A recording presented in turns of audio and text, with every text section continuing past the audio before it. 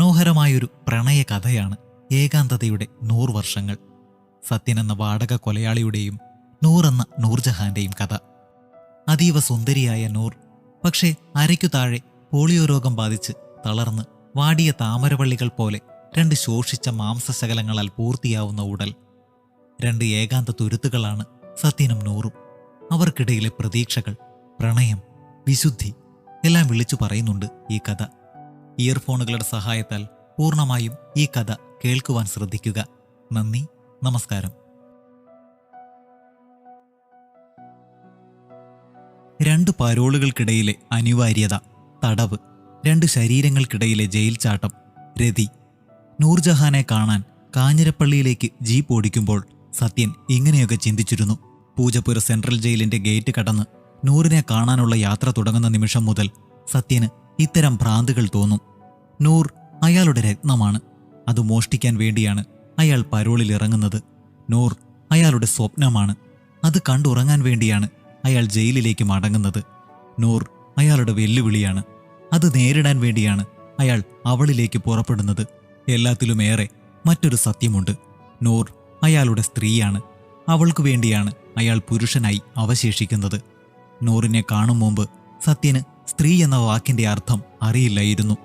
മീൻപിടുത്തക്കാരുടെ അയിലേസ വിളികളും തെറിവിളികളും നിറഞ്ഞ കടലോരത്താണ് അയാൾ ജനിച്ചത്. അച്ഛനെക്കുറിച്ച് ഓർക്കുമ്പോൾ അയാൾക്ക് അഭിമാനമുണ്ട്. പ്രദേശത്തെ മഹാനായ പിമ്പായിരുന്നു അദ്ദേഹം. അമ്മയെക്കുറിച്ച് പറയാൻ അയാൾക്ക് അതിലേറെ അഭിമാനമുണ്ട്. സ്ഥലത്തെ മഹതിയായ വേശിയായിരുന്നു അവർ. മെയ്ഡ് ഫോർ ഈച്ച് അതർ ദമ്പതികൾ. ബ്ലൗസിനുള്ളിലൂടെ ഇടത്തെ നെഞ്ചത്തേക്ക് കൈയിട്ട് ചെതുമ്പൽ തിളങ്ങുന്ന നോട്ടുകൾ പുറത്തെടുക്കുന്നതാണ് സത്യന് അമ്മയെക്കുറിച്ചുള്ള ഏറ്റവും സന്തുഷ്ടമായ ഓർമ്മ. എല്ലാ വൈകുന്നേരങ്ങളിലും അമ്മ ഒരുതരം ഓറഞ്ച് നിറമുള്ള കനകാംബര പൂവ് ചൂടി ഇളയ കുഞ്ഞിന് മുല കൊടുത്ത് തിണ്ണയിലെ തൊട്ടിലിൽ ഉറക്കിക്കിടത്തി സത്യന് കഞ്ഞിയും കപ്പ പുഴുങ്ങിയതും കൊടുത്ത് അടുക്കള അടിച്ചുവാരി പിന്നീട് ഒരിക്കലും ഒരു ജയിലിനും കഴിയാതിരുന്നത്ര ഏകാന്തത അനുഭവിപ്പിച്ചുകൊണ്ട് അവന്റെ മുറിയുടെ ഓടാമ്പൽ പുറത്തുനിന്ന് വലിച്ചിട്ട് അകത്ത് സാക്ഷിയില്ലാത്ത തെക്കേ മുറിയിൽ കൃത്യാന്തര ബാഹുല്യത്തിൽ മുഴുകി. ഇളയ കുഞ്ഞുണർന്നാൽ വാവാവോ പാടി തൊട്ടിയിലാട്ടി ഉറക്കി അച്ഛൻ തിണ്ണയിൽ കാവലിരുന്നു. 8ാം ക്ലാസ്സിൽ വെച്ച് ഓടാമ്പലിട്ട മുറിയുടെ തടവ് സത്യൻ ചാടി. അന്നു മുതൽ നൂറിനെ കാണും വരെ അയാളുടെ മനസ്സിൽ സ്ത്രീ എന്ന വാക്കിന് ഒരർത്ഥമേ ഉണ്ടായിരുന്നുള്ളൂ.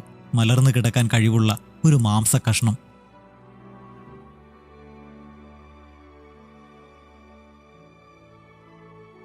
നാദാപുരത്ത് വെച്ചാണ് അയാൾ നൂറിനെ കണ്ടത്. കൊല്ലാൻ വേണ്ടി വിളിക്കപ്പെട്ടതായിരുന്നു അയാൾ. ഹിന്ദുക്കൾക്ക് 2 പേരെ നഷ്ടപ്പെട്ടു.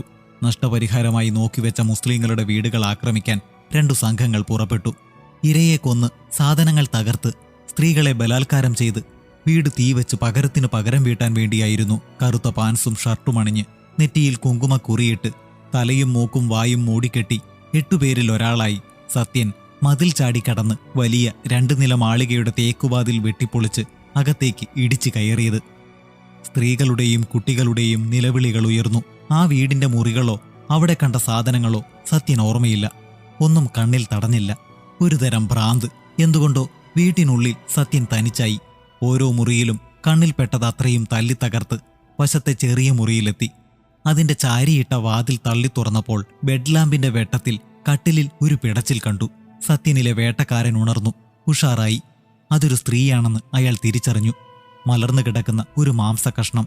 തീരത്തുള്ളവർ ഉണ്ണിമേരി എന്ന് വിളിക്കുന്ന മത്സ്യത്തിന്റെ ഒരു വല്ലാത്ത ഓറഞ്ച് നിറമായിരുന്നു അവൾക്ക്. ആ സമയത്ത് അവൾ നിലവിളിച്ചോ കൊല്ലരുതെന്ന് അപേക്ഷിച്ചോ എന്നൊന്നും അയാൾ ഓർക്കുന്നില്ല. പക്ഷേ വലം കൈയിൽ വടിവാൾ പിടിച്ച് ഇടം കൈകൊണ്ട് ആഞ്ഞു വലിച്ചപ്പോൾ അവളുടെ നൈറ്റി കീറിയ ശബ്ദം ഓർക്കുന്നു. അവൾ പാതി വായിച്ച് നെഞ്ചിൽ മടക്കി വെച്ച പുസ്തകം താഴെ പോയതും വാൾ കൈമാറ്റി പിടിച്ചപ്പോൾ അത് അവളുടെ ബെഡ്പാനിൽ തട്ടി കിണുകിണ ശബ്ദമുയർന്നതും അപ്പോൾ സ്വയം അറിയാതെ അയാൾ കൈയെത്തി അവളുടെ തലയ്ക്കലെ വലിയ വിളക്കിന്റെ സ്വിച്ചിട്ടതും ശക്തമായ വെളിച്ചത്തിൽ അഞ്ചിപ്പോയ കണ്ണ് ചിമ്മി നോക്കിയപ്പോൾ അവളുടെ സൗന്ദര്യത്തിൽ കണ്ണ് കൂടുതൽ മഞ്ഞളിച്ചതും ഓർക്കുന്നു. പഴുത്ത ഓറഞ്ച് പോലെ ഒരുവൾ. സത്യന്റെ കൈ തരിച്ചു. അയാൾ രക്തദാഹത്തോടെ നോക്കി. കണ്ണുകൾ, മൂക്ക്, കവിൾ, കഴുത്ത്, മുലകൾ, പൊക്കിൾ, അടിവയർ എല്ലാം കിറുകൃത്യം. പക്ഷേ അതിന് താഴേക്ക് അപ്പോഴത്തെ ആസുരമായ അവസ്ഥയിലും സത്യൻ സ്തംഭിച്ചു. താഴെ തുടകളില്ല, കാൽവണ്ണകളും തുടുത്ത കാൽപാദങ്ങളുമില്ല. പകരം വാടിപ്പോയ താമരവള്ളികൾ പോലെ 2 ശോഷിച്ച മാംസശകലങ്ങൾ. അവൾ യഥാർത്ഥമായും ഒരു മാംസ കഷ്ണമായിരുന്നു. അയാൾ അവളേക്കാൾ ഭയന്നു. കയ്യിൽ നിന്ന് വടിവാൾ താഴെപ്പോയി. ഓടാൻ തുടങ്ങി. ഓടുന്നതിൽ ലജ്ജ തോന്നി തിരിച്ചു വന്നു. ബെഡ്പാനിൽ മൂത്രമുണ്ടായിരുന്നു. സ്വബോധമില്ലാതെ അയാൾ അതെടുത്ത് മുറിയോട് ചേർന്ന ബാത്റൂമിലേക്ക് കൊണ്ടുപോയി കളഞ്ഞ് പാത്രം വൃത്തിയാക്കി തിരിച്ചു കൊണ്ടുവച്ചു. സ്റ്റാൻഡിൽ മടക്കിയിട്ട മറ്റൊരു നൈറ്റി എടുത്ത് അവളെ ധരിപ്പിച്ചു. കഴിയും വേഗം തിരിച്ചു നടക്കുമ്പോൾ വടിവാൾ പാദങ്ങളിൽ തട്ടി. അത് കുനിഞ്ഞെടുക്കുമ്പോൾ അടുത്ത് കിടന്ന പുസ്തകം തടഞ്ഞു. അവളുടേതാണെന്നോർക്കാതെ അയാൾ അതും കയ്യിലെടുത്തു. വടിവാൾ അയാൾ ശീലം കൊണ്ട് ഷർട്ടിന്റെ പിൻഭാഗമുയർത്തി നട്ടെല്ലിനോട് ചേർത്ത് ബെൽറ്റിലേക്ക് തിരുകി. പുസ്തകം ഷർട്ടിന്റെ മുൻഭാഗമുയർത്തി ഇടുപ്പിൽ തിരുകി. രഹസ്യ താവളത്തിലെത്തി വസ്ത്രം മാറുമ്പോൾ അയാൾ പുസ്തകത്തിന്റെ പേര് വായിച്ചു: ഏകാന്തതയുടെ 100 വർഷങ്ങൾ. അന്നു മുതൽ, ആ നിമിഷം മുതൽ അവൾ ഉറക്കം കെടുത്തി. പിന്നീടുള്ള രാത്രികളിൽ സത്യൻ ചേരിയും ശ്മശാനവും കടൽ തീരവും സ്വപ്നം കണ്ടു. ചേരിയിലൂടെ ഓടി ഒരു കുടിലിനുള്ളിൽ അഭയം തേടുമ്പോൾ അതിനുള്ളിൽ വെറും നിലത്ത് അവളെ കണ്ടു. ശ്മശാനത്തിൽ എരിഞ്ഞ ചിതകൾക്കിടയിലൂടെ കിതയ്ക്കുമ്പോൾ കത്തിത്തുടങ്ങിയ ഒരു ചിതയിൽ അവൾ.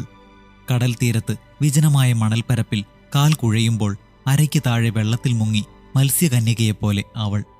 എല്ലാ സ്വപ്നങ്ങളിലും അവൾ നഗ്നയായിരുന്നു. എല്ലാ സ്വപ്നങ്ങളിലും അവൾ മലർന്നു കിടന്ന് പുസ്തകം വായിക്കുകയായിരുന്നു. എല്ലാ സ്വപ്നങ്ങളിലും പുസ്തകവും ഒന്നു തന്നെയായിരുന്നു: ഏകാന്തതയുടെ 100 വർഷങ്ങൾ. പിന്നീട് അവളെ വീണ്ടും കാണും വരെ അയാൾ ഓരോ തവണയും പുറത്തിറങ്ങുമ്പോൾ പിന്നിൽ വടിവാൾ തിരുകുന്നതുപോലെ മുന്നിൽ ആ പുസ്തകവും തിരുകി. ഇരിക്കുമ്പോൾ ഷർട്ടിനുള്ളിൽ അത് നെഞ്ചറ്റം വന്നുരസി. താളുകൾ വിയർപ്പിൽ കുതിർന്ന് ഉറുന്നു പോകാതിരിക്കാൻ അയാൾ അതിനൊരു പ്ലാസ്റ്റിക് ചട്ടയിട്ടു. 4-5 മാസങ്ങൾ കഴിഞ്ഞ് കൊച്ചിയിലെ ഒരു മുതലാളിയെ വെട്ടിക്കൊന്ന ശേഷം തിരുവനന്തപുരത്തുള്ള ഒരു ചെഷെയർ ഹോമിൽ മന്ത്രിയുടെ ശുപാർശക്കത്തുമായി ജോലിക്കെന്ന വ്യാജേന ഒളിവിൽ കഴിയാൻ ചെല്ലുമ്പോൾ വീണ്ടും നൂറിനെ കണ്ടു. അവൾ ഒറ്റ നോട്ടത്തിൽ തിരിച്ചറിഞ്ഞു. "എന്റെ പുസ്തകം എവിടെ?" എന്നാണ് അവൾ ആദ്യം ചോദിച്ചത്. അപ്പോൾ അയാളും തിരിച്ചറിഞ്ഞു. വേലിയേറ്റത്തിൽ തരിമണലിൽ കമഴ്ന്നു കിടക്കുമ്പോഴെന്ന പോലെ സത്യന് കുളിരു കോരി. ഇടുപ്പിൽ നിന്ന് പുസ്തകമെടുത്ത് നീട്ടിയപ്പോൾ അവൾ ഓറഞ്ച് ചുണ്ടുകളിൽ ചെറുചിരിയോടെ പേജുകൾ തുറന്ന് അതിലേക്ക് മൂക്കു പൂഴ്ത്തി. "ഈ പുസ്തകത്തിന് ഇപ്പോൾ നിന്റെ മണമാണല്ലോ" എന്ന് കുറ്റപ്പെടുത്തുകയും സത്യൻ അവളെ ആദ്യം കാണുമ്പോഴെന്ന പോലെ അത് നെഞ്ചിൽ 1-2 നിമിഷങ്ങൾ കമഴ്ത്തിവെച്ച് "ഇപ്പോൾ ഇതിന് എന്റെ മണമാണ്, നീ ഇത് നിന്റെ ദേഹത്ത് തന്നെ വെച്ചോളൂ" എന്ന് പരിഹസിക്കുകയും ചെയ്തു. സത്യന് താൻ ചെറുതായതുപോലെ തോന്നി. ഓരോ പുരുഷനും സ്വന്തമായ ചില അഹന്തകളിലാണ് നിലനിൽക്കുന്നത്. അവ തിരിച്ചറിയാത്ത സ്ത്രീകളെ അവൻ വെറുക്കും. അവയ്ക്ക് ആക്കം കൂട്ടുന്ന സ്ത്രീകളെ അവൻ ഇഷ്ടപ്പെടും. അവ തകർത്തെറിയുന്ന സ്ത്രീകളെ അവൻ ആരാധിക്കും. സത്യന്റെ അഹന്ത എന്താണെന്ന് അയാൾക്കറിയില്ലായിരുന്നു. പക്ഷേ നൂർ അത് തിരിച്ചറിഞ്ഞു, തകർത്തു. അയാൾ പുസ്തകം വാങ്ങാതെ മുറി വിട്ട് പുറത്തിറങ്ങി. അന്നു വൈകിട്ട് അയാളെ പോലീസ് അറസ്റ്റ് ചെയ്തു. ജീപ്പിലിരിക്കുമ്പോൾ അയാൾക്ക് താൻ ശൂന്യനും ഭീരുവുമായതുപോലെ തോന്നി. 1 മാസം കഴിഞ്ഞ് ജാമ്യം കിട്ടി തിരിച്ചു ചെന്നപ്പോൾ ചെഷെയർ ഹോമിന്റെ വാർഡൻ നികൃഷ്ടമായി ചൂണ്ടിക്കാട്ടിയ അയാളുടെ സാധനങ്ങൾക്കൊപ്പം ഒരു പുസ്തകവും കത്തുമുണ്ടായിരുന്നു. പുസ്തകം അതുതന്നെ, ഏകാന്തതയുടെ 100 വർഷങ്ങൾ. കത്ത് അവൾ എഴുതിയത്: ചെഷെയർ ഹോമിൽ നിന്ന് പോകുന്നു. പകുതി വായിച്ച് പുസ്തകം നെഞ്ചിൽ കമഴ്ത്തിവെച്ച് ഞാൻ രാത്രികളിൽ കാത്തുകിടക്കും. വാതിലുകൾ ചവിട്ടിപ്പൊളിച്ച് തിളങ്ങുന്ന വടിവാളുമായി നീ വരണം. സ്വന്തം നൂർ. നൂർജഹാൻ, നൂർമഹൽ, കാഞ്ഞിരപ്പള്ളി. അന്ന് രാത്രി സത്യൻ കടപ്പുറത്തേക്ക് പോയി. തീരത്ത് വെറും മണലിൽ കമഴ്ന്നു കിടന്ന് കരഞ്ഞു. കടൽ അയാളെ തൊടാൻ അതിന്റെ 100 കൈകൾ ആർത്തിയോടെ നീട്ടി വെറും നിലത്തുകൂടി ഇഴഞ്ഞിഴഞ്ഞു വന്നു. കാലുകളില്ലാത്ത പാവം കടൽ ഓരോ തവണയും പരാജയപ്പെട്ട് മണൽപ്പുറത്തുകൂടി ഊർന്നുപോയി.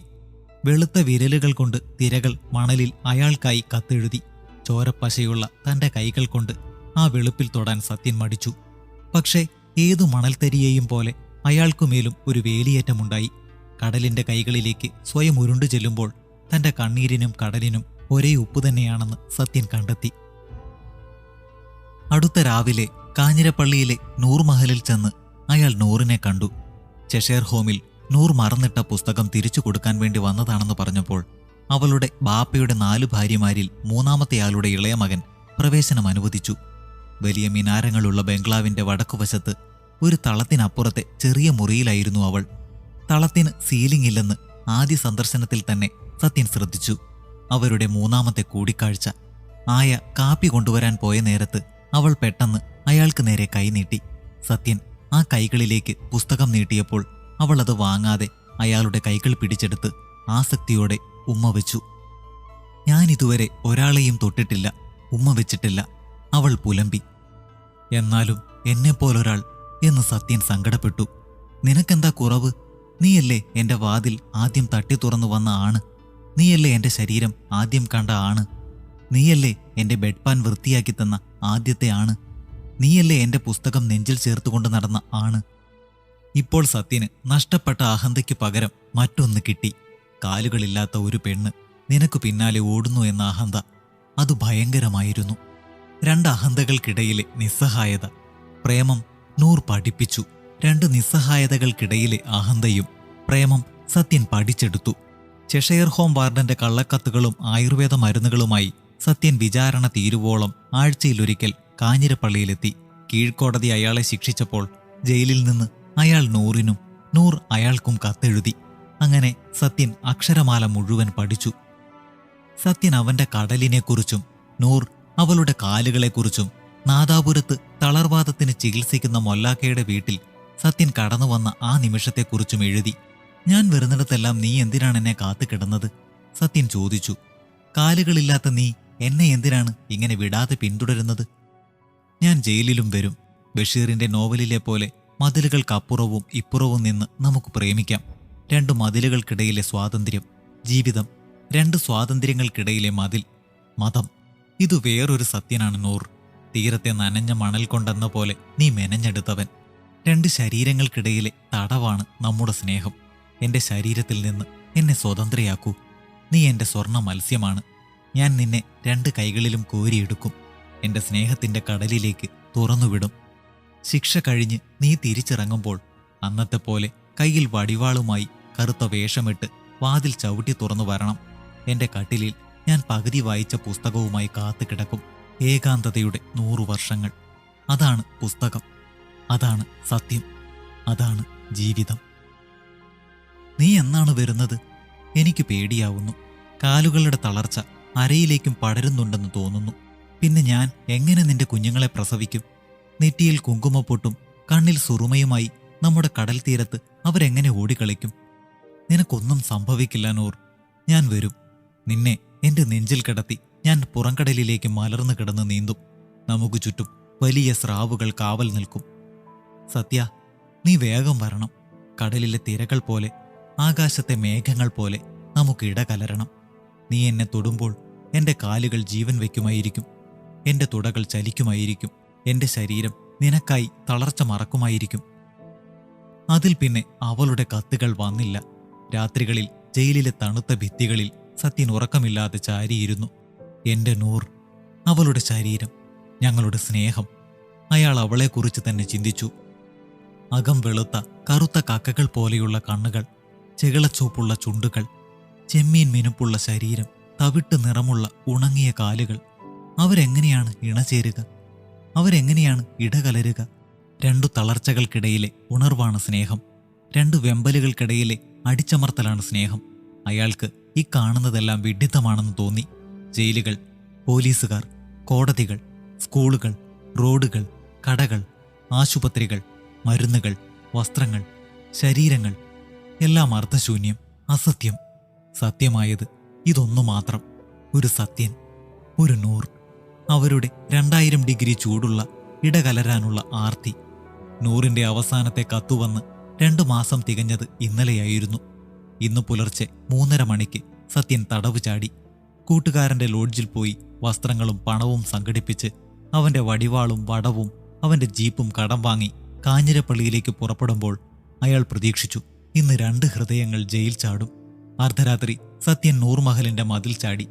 സീലിംഗില്ലാത്ത തളത്തിലെ ഓടിളക്കി പടത്തിൽ തൂങ്ങി ഉള്ളിലെത്തി. അവളുടെ മുറിവാതിൽ ചാരിയിട്ടേ ഉണ്ടായിരുന്നുള്ളൂ. അകത്ത് ലൈറ്റുണ്ടായിരുന്നു.